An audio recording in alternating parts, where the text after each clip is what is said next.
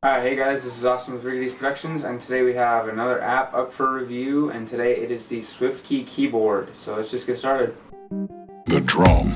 Alright guys, so we have the app Swiftkey here, and it's a keyboard app, and we're just going to talk a little bit about it and review it. And it has 5 million plus downloads on the Google Play Store and gets a 4.5 rating out of 5 stars. And it had somewhat over 300,000 plus Google Plus downloads. So we'll kind of just get into the app, and then immediately the first thing that I guess you kind of notice is that you can get different themes, which is my favorite part about the app itself, because you can go through it and you can look at all the different kinds of keyboards that you can download, and you can make it almost look like anything.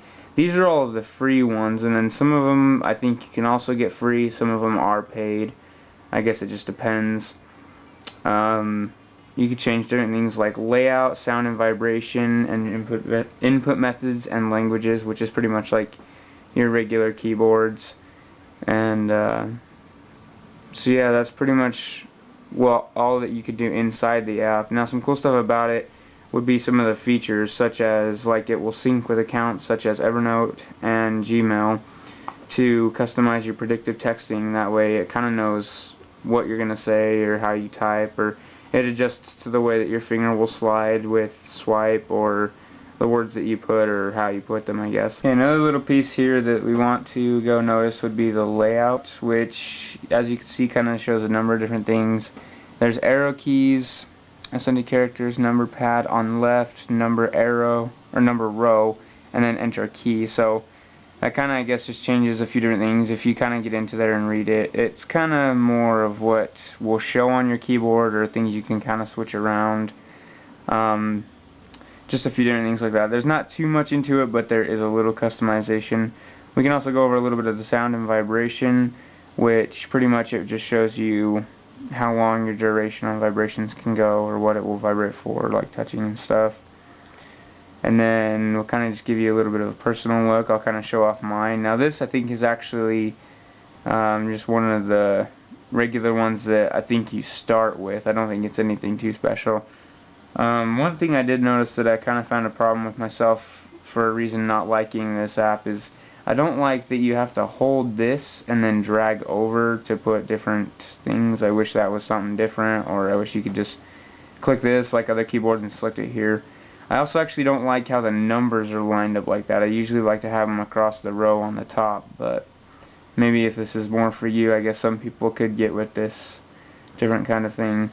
As you can see, I spelled daggers there. I don't know how, but other cool thing is with emojis, it does some cool things there where it will I guess there's a predictive emoji thing. We're not sure quite what that is or what it does yet, but it does something. Alright, so this is the last part of our video where we just explain what devices this does and does not work on. And this phone is running Gingerbread, and so that's pretty old. We got a just black with a hint of blue theme on there. Now this one will work, but on a phone this old, running software that old, it just runs really slow. It's a little bit laggy.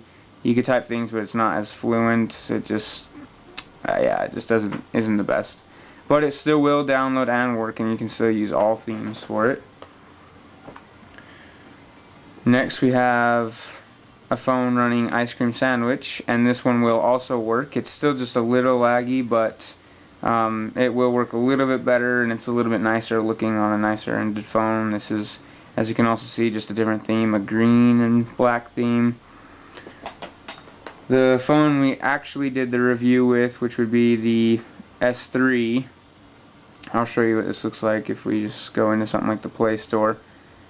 I have just that stock one that comes with it. This one works really well. In fact, it has almost no lag on something running this high, and this was the latest version of Jelly Bean. So this was a good phone to definitely review it on. I'm not a fan favorite of the app itself, but I do have it would run on my phone too. Specifically, this is my daily phone, and it would download and run. So, and this is running on KitKat, just so everybody knows. And then we have our piece of crap tablet, not even charged. I'm pretty sure it would download it, but this thing runs so bad that it wasn't even going to be worth it to test to see if it would work or run fast. So and this was running on ice cream sandwich, but it wasn't very, it sucks. It just sucks. Alright guys, once again, this is Austin with Rickydees Productions, and thanks for watching our review on the Swiftkey keyboard app.